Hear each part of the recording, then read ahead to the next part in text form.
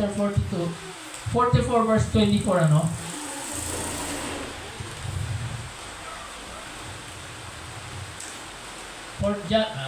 Isaiah chapter 44 verse 24.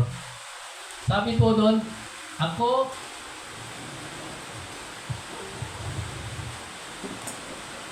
yan, this is what the Lord said, your Redeemer, who formed you in the womb. I am the Lord, the maker of all things, who stretches out the heavens, who spreads out the earth by myself. Yan po, sinabi niya, nag-iisa lang siya, siyang gumawa ng lahat.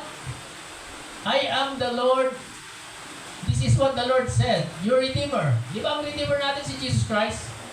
Kaya, ibig sabihin yung nagsasalita noon, hanggang ngayon, ay siya pa rin. Who formed you in the womb. Ito yung sinasabi nilang ayaw nilang maniwala sa word nito pala. I am the Lord, the maker of all things. Yung nagsasabi noon, isinulat po ito sa panahon ni Isaiah. 600 years bago dumating si Jesus Christ. Kaya ibig sabihin, yung panahon na yun, sinasabi na ni Jesus Christ na siya ang Redeemer, sinasabi rin ng Diyos na siya ang Redeemer, siya ang gumawa ng lahat ng bagay. Yan o, the maker of all things, who spreads out the earth by myself. Sinabi rin ni Jesus Christ sa John 1:3, John 1:1-3, sabi doon, in the beginning was the Word, and the Word was with God, and the Word was God. Sabi doon, in the beginning was the Word, and the Word was with God, and the Word was God. He was with God in the beginning. Sabi doon, through Him, yan, ito po, through Him all things were made. Without Him, nothing was made that has been made. Sa pamamagitan ni Jesus Christ nga, nagawa ang lahat. Kung hindi, without Him, kung wala siya,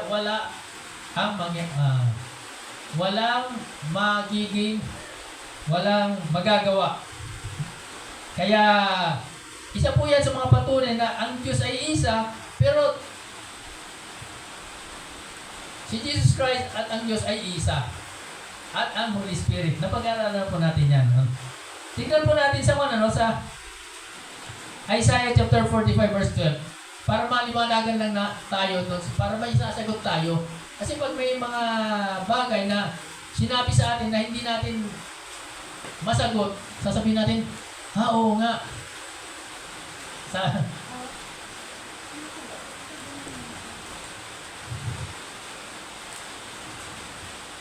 It is I hope in the earth. Ay, kakuha din natin yung kwan pala. Doon sa binasa natin kanina. Doon sa Isaiah chapter 44 verse 24. Pares lang naman pala yun. Sige, basahin na natin. 44 verse 24. I am the beginning. Saan ba yung it is what the Lord said. The Redeemer of I am the Lord, the maker of all things. Sabi, I am the beginning and the end. Sabi doon. Isaiah chapter 44 verse 12.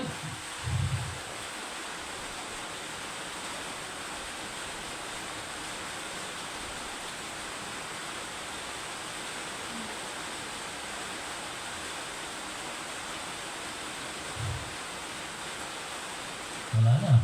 I am the beginning I am the beginning and the end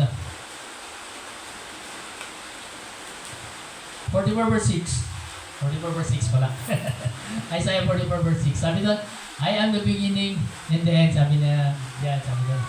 Yan, I am the first and the last. Apart from me, there is no God. Ito po. Sinabi si Isaiah rin po ang nagsabi nito. Ang Diyos ang nagsabi nito kay Isaiah.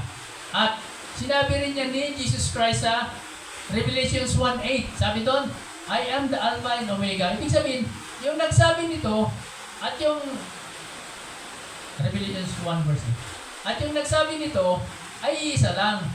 Kaya yan ang nagpapatunay na ang nagsabi noon doon sa panahon ni Isaiah, 600 years after that, sinabi rin ni Jesus Christ na siya ang beginning at the end. Kaya, iisa lang sila. Yun po ang ayaw paniwalaan ni Juan, ni yung nawala na Juan, na lagi pumapati mo sa atin na ang sabi niya, isa lang sila sa layunin, pero hindi niya alam niya, kasi memorize niya yung Bible kaya ayaw lang niyang paniwalaan. Yun nga, sabi sa Isaiah, ako, simula umpisa hanggang sa katapusan, ako, sabi niya. Tapos si Jesus Christ, siya rin nagsabi, simula katapusan, in the end ay ako, sabi niya. Kaya, iyan po ang isa sa mga gusto ko lang ipaliwanag para malaman din natin yung isasagot natin pag may nagsabi ng gano'n. Na hindi sila iisa, kundi isa lang sa layunin. Hindi po, iisa po sila. At yun nga, napag-aralan natin yung nakaraan. Yun pong binasa natin na John chapter 7 verse 21 to 23, no? Ito yung panalangin, ito yung nga yung panalangin ni Jesus Christ para sa kanyang mga apostle para maging isa sila tulad ng panalangin niya na maging isa sila sa Ama. Kaya nga, doon din sa John chapter 17 verse 22 na sinabi ni Jesus na sana magkaroon tayo ng pagkakaisa or maging iisa tayo. Yun ang sabi niya. Dapat magkaroon tayo ng pagkakaisa sa layunin, pagkakaisa sa ito yung sinasabi niya yung lagi bumabatis ka. Sinasabi niya, iisa lang sila sa layunin, pero hindi. Dapat tayo magkaroon tayo ng iisa sa layunin. Magkakaroon tayo ng iisa sa pagmamahalan. Magkakaroon ng iisa bilang sa kababaang loob tulad ng ginawa ni Jesus Christ o tulad ng example ni Jesus Christ. Yun po ang gustong mangyari ni Jesus Christ. Yun po ang ipinanalangin niya sa ating Diyos. Gaya, magkaroon tayo ng iisang layunin, pagmamahalan at kababaang loob tulad ng ginawa ni Jesus Christ sa atin.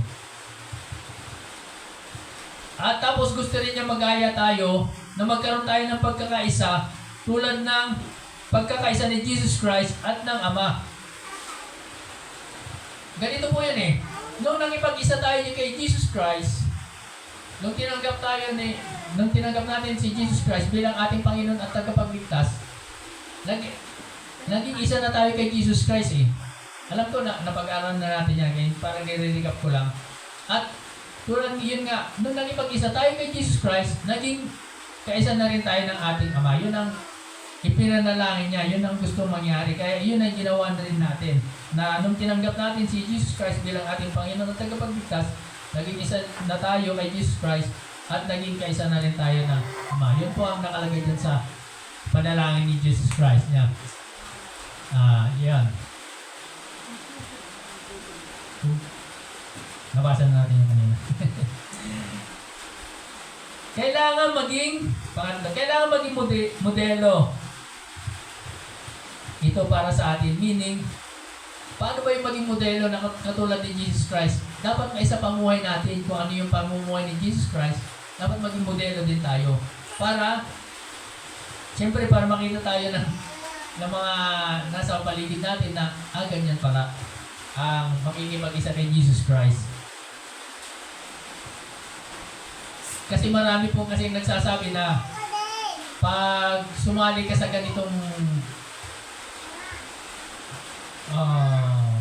pagtitipon, ganitong organisasyon ay parang sumali ka sa isang religion. Hindi, tulad ng lagi sinasabi ni Pastor, na hindi po religion ang ikinakalan natin dito, kundi yung pakikipagrelasyon natin sa ating Panginoon. Yun po ang pinaka-main na main goal. Yung ayusin natin yung relasyon natin sa ating Panginoon. Yun po. At yung ang pinaka-ultimate na sinasabi po dito ng verse na ito, yung dapat maging may purpose po yung pagiging pagkaisa natin sa kay Jesus Christ. Ang purpose po nito ay yung ipakalat ang kanyang mga salita. Kasi yun din ang ginawa ni Jesus Christ nagpayag si Jesus Christ ng mga salita ng Diyos. Kaya dapat ipakalat din po natin. Maging witness po tayo. Ito yung talagang purpose natin ng pagkakaisa eh. Pag nagkakaisa tayo, ang purpose nun ay para ipakalat natin yung ginawa ni Jesus Christ sa atin at makita sa ating buhay. Yun lang po. Dapat magkaisa po tayo sa layunin. Dapat magkaisa tayo sa pananampalataya. Dapat magkaisa tayo sa pagmamahalan. Magkaisa sa kababaang loob tulad ng ginawa ni Jesus Christ. At magkaisa po tayo bilang bahagi ng one spirit. Magkaisa tayo para maging witness at may pakalat natin ang salita ng ating Panginoon. Yun po ang nakikita ko ditong sinasabi nung verse na key verse natin, yung John chapter 17 verse 21 to 23. Ano naman yung benefit para sa atin ng pagkakaisa na ito? Napakalaki po ang benefit ng pagkakaisa na ito sa atin, Tulad ng yung kanta natin kanina yung Behold how good and how pleasant it is for brethren to dwell together in unity. Sabi doon, sa Psalm 133, pakitin, 5 na yun. Psalm 133.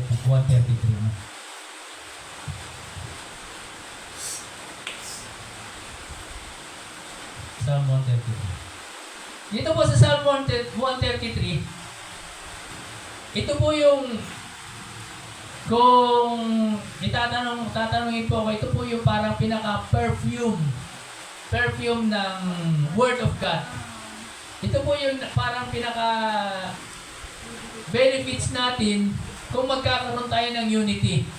Dito po makikita kung ano ang kahalagahan ng ating pagkakaisa sa ating Panginoon. Sabi doon, sa King James Version, sabi doon, Behold, how good and how pleasant it is for brethren to dwell together in unity. Sabi doon, behold, alam niyo po, pag sinasabi yung Bible, pag sinasabi sa Bible na, behold, kadalasan yan doon sa ibang version yan, capital letter yan eh. Parang, tignan nyo, parang nabamangha, kamangha-mangha, parang ganon. Behold, how good and how pleasant it is for brethren to dwell. Alam niyo po, may good. Alam niyo, ano ba yung ibig sabihin ng pleasant para? Yung good, alam natin na ibig sabihin good eh. Good, maganda, di ba? Yung pleasant, ano ibig sabihin ng pleasant? Kaaya-aya, nakakawili, nakakalugod, kahanga-hanga. Medyo magkalayo kasi kaya gusto ko yung King James. How good? Alam niyo po, may good, may maganda na kuminsan hindi kaaya-aya, kuminsan hindi kahanga-hanga, pero dito pinagsama po. Kung itatagalog natin, napakaganda at kaaya-aya, napagmasdan, sabi doon, ang mga kapatiran na dwell, yung parang nagkakatipon-tipon na may unity. Yun po ang ibig sabihin niya, napakaganda at kaaya-aya. Doon sa sumunod na verse po dyan, it is like a precious ointment. Sabi doon, it is like the precious ointment upon the bird. Alam niyo po yung precious ointment na yan, napakahalaga po yung ointment na yun eh. Yun po yung ginagamit na pag-anoint. Kung babalikan po natin sa Old Testament, inutusan ng Diyos si Moses na si Aaron yata na gumawa ng anointing oil. Makikita natin yung ingredients po doon. Yan ay exclusive lang para sa mga pari. Exclusive lang po yung anointing oil na yan. Pero ito pong precious ointment na to, mahal po yan. Kung ikukumpara sa ating pabango, napakamahal po. Ito po yung mahal na pabango. Makikita natin yan doon sa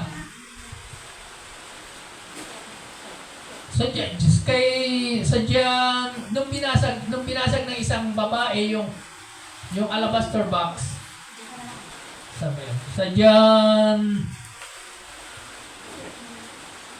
John 12 verse 3. Isasabihin ko lang kung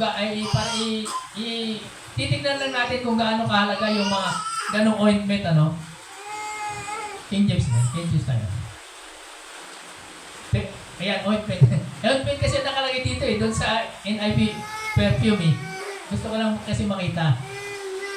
Then, took Mary a pound of ointment of spikenard. Para magkakawin po kasi yung mga yan, yung precious ointment. Sabi to, very costly. Ibig sabihin, precious talaga. And anointed the feet of Jesus and wiped his feet with her hair. And the house was filled with the odor of the ointment.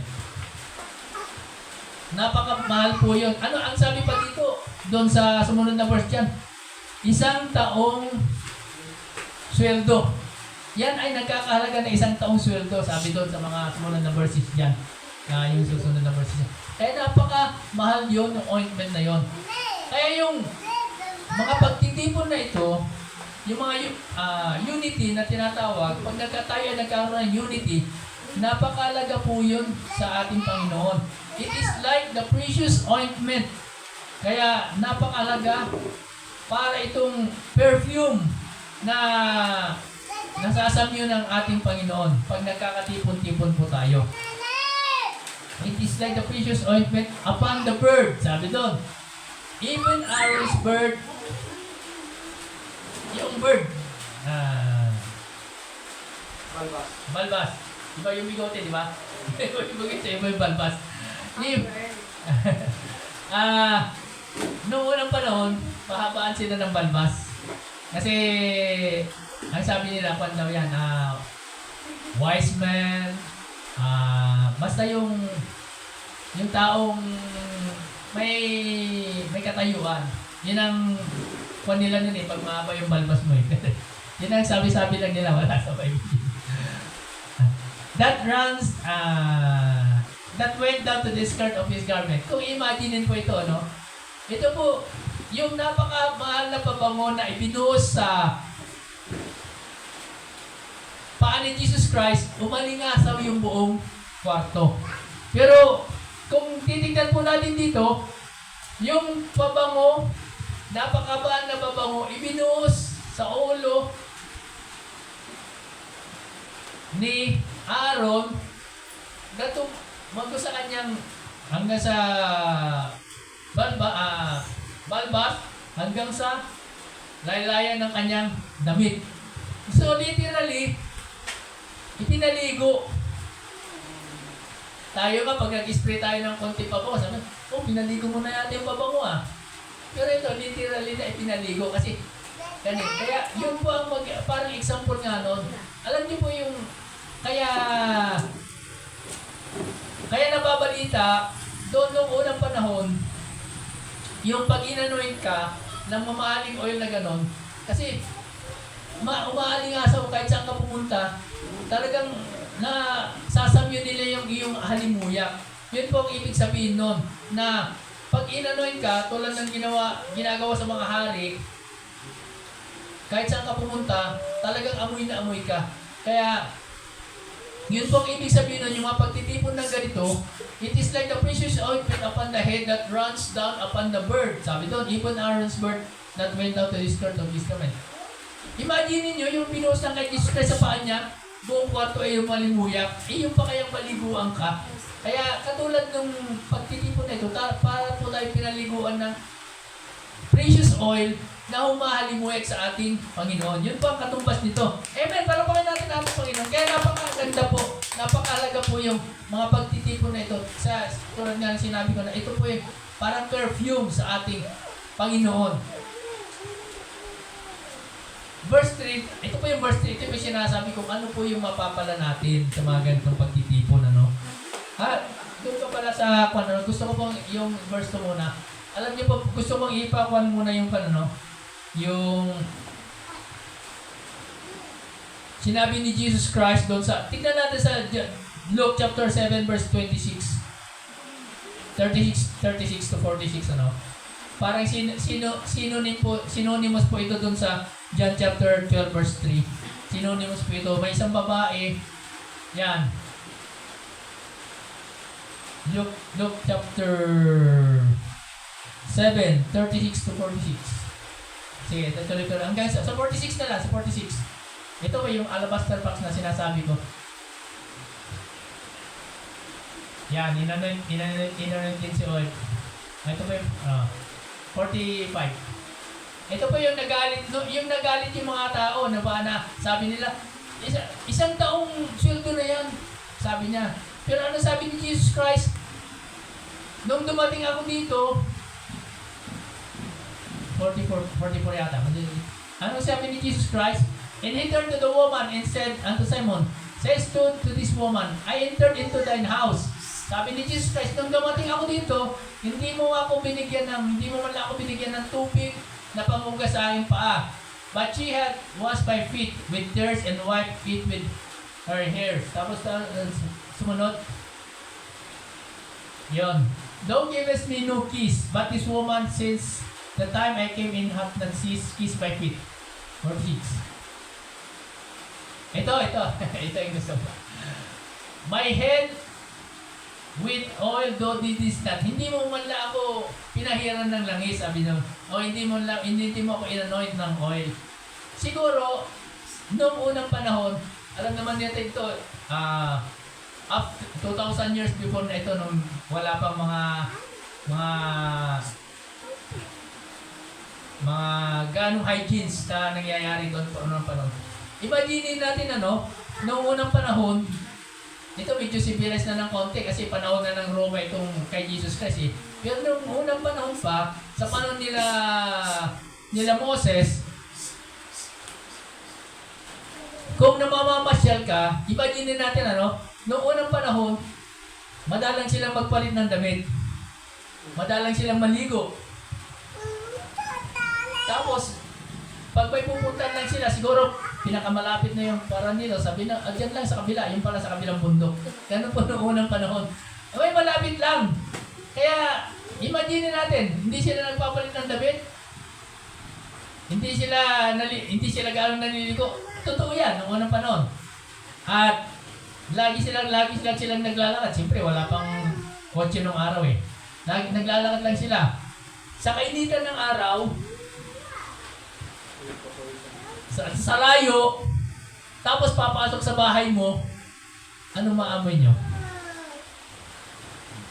Maaring ganito kaugalihan nila. Bakit sinabi ni Jesus Christ na hindi mo man lang ako inanoint ng oil? Maaring kaugalihan kasi siguro nila noon na pag pumupunta ka sa isang bahay, siguro mga special na panauhin lang, siguro inaanoint nila ng oil para ma-refresh. Kasi ang kwan yan para ma-refresh ka eh.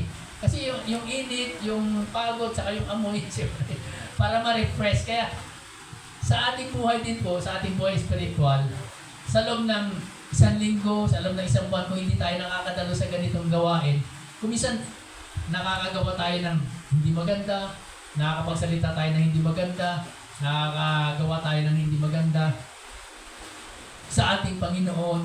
Kaya napakalagawin po yung pumunta tayo sa ganitong pagtitipon para ma-anoint po tayo. Ibig sabihin ay ma-refresh tayo. Kasi hindi naman sinabi kayo, pero sa kwan ko lang, sa haka ko lang, kasi sinabi ni Jesus kasi na nung dumating ako, hindi mo man lang ako binuhusan ng langis, sabi niya.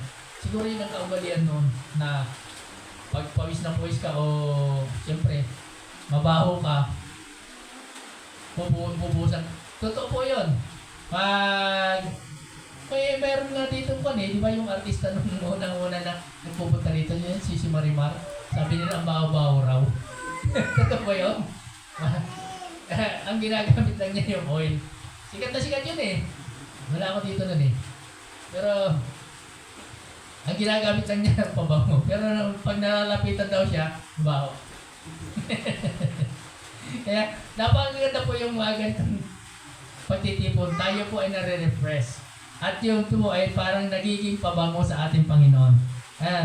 As the dew of Hermon, verse 3. as the dew of Hermon, as the dew that descended in the mountains of Zion, for their commanded me. Natin, no?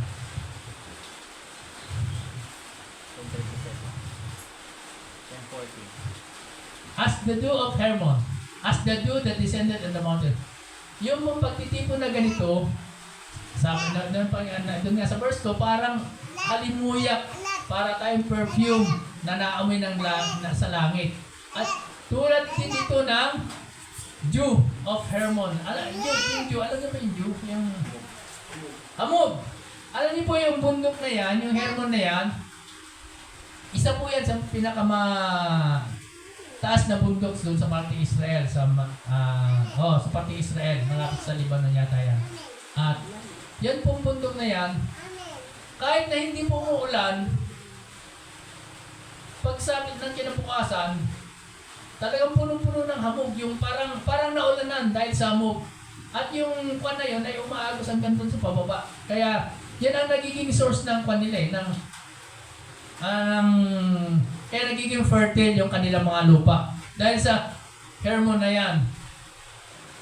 Kahit na mag-research po kayo sa kwan, totoo po yan. Yung as the dew of Hermon, dahil kahit na hindi umuulan, talagang umaagos talaga yung kanyan. Kasi mayroong kwan doon yung parang nagyayelo po doon sa tuktok doon. Kaya pag nag-hamog, ay bumababa. As the dew of Hermon, as the dew that descended in the mountains of Zion. Dalawang bundok po yung sinabi dito na kwan. As the dew that descended in the mountains of Zion. Ito pong mountains of Zion, ito po yung Jerusalem na tinatawag. Pero sa atin, spiritually, pag sinabing mountain of Zion, ito po yung sa ating Panginoon Diyos. Kaya, ang pagtitipon na ganito ay, para sa akin, ang pagtitipon na ganito, ang blessings na makukuha natin, ay yung blessings na sabi doon, ikinocommand ng Diyos yung blessing. Pag sa ganitong pagtitipon, ikinocommand ng Diyos yung blessing para sa atin. Saan nanggagaling yung blessing? Nanggagaling po doon sa bundok ng Hermon at nanggagaling sa bundok ng Zion. Sa aking pananaw ito, ibig sabihin nun, pag sa mga ganitong pagtitipon, ikinocommand ng Diyos yung blessings manggagaling sa bundok ng dito sa earth, yung mga pagpapala nang gagaling sa earth at saka pagpapala nang gagaling sa heaven. Kaya dalawa po yung mga pagpapala na tatamo natin pag tumadalo tayo sa mga ganitong gawain, pag nagkakaroon tayo ng unity. Yun po ang para sa aking